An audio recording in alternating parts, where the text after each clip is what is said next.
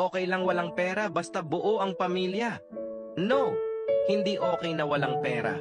Hindi okay na walang pambili ng pagkain para sa pamilya.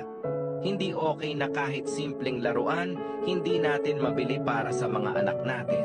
Hindi okay na wala tayong magawa sa tuwing kailangan ng bagong damit, gamit sa eskwela, or pamasahe man lang.